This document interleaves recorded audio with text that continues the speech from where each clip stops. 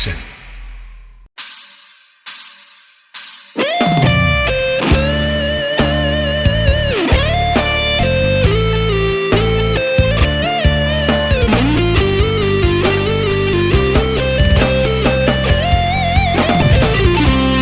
បែកយូរហើយពេលនេះអូនសុខសប្បាយទេតើរាល់ថ្ងៃអូនរវល់ច្រើនឬមួយទុំនេះចង់សួរសុខទុក្ខចង់ដឹងរឿងជីវិតមាសមេក៏ប៉ុន្តែមិនអាចទេព្រោះយើងឆ្ងាយគ្នានឹកឃើញពីមុនកាលពួកយើងនៅជាសង្សារអូនធ្លាប់ប្រាប់ថាមានឧបសគ្គអ្វីអូនមិនរីយកចិត្តទុកដាក់ខ្វល់ទៅមករៀងរាល់ថ្ងៃខសួរគ្នាតែវេលាឲ្យចិត្តអូនលែងដូចកាលមុនចង់ខលថានឹកប៉ុន្តែរូបបងខ្លាចអន់ចិត្តជួបអាសន្នលែងរឹងមាំបែរជាជ្រាយទុន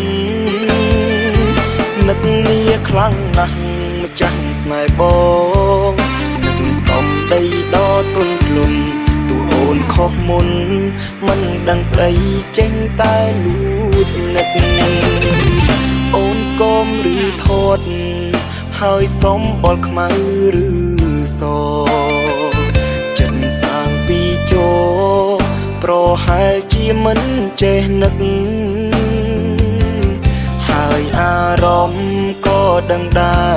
រពេលខ្លះអូនរលឹកព្រួងពីមុនចិត្តយើងពីរអ្នកស្រដៀងគ្នា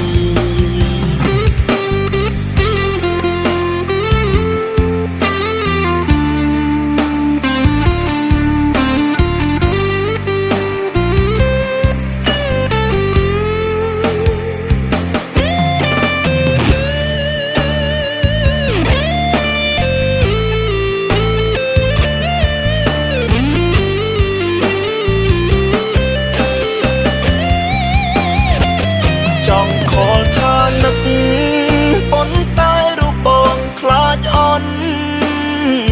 ចិត្តជួបអាសន្នលែងរឹងមាំបែរជាជ្រាយទុននឹកងារខ្លាំងណាស់ម្ចាស់ស្នេហ៍បងនឹកសំដីដ៏ទន់ភ្លន់ទូអូនខុសមុនមិនដឹងស្អីចេញតែលួចនឹកអូនស្គមឬធាត់ហើយសុំបលខ្មៅឬស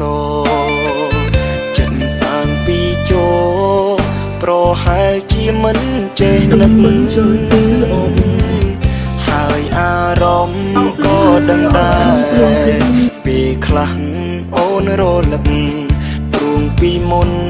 ចិត្តយើងពីរអ្នកស្រដៀង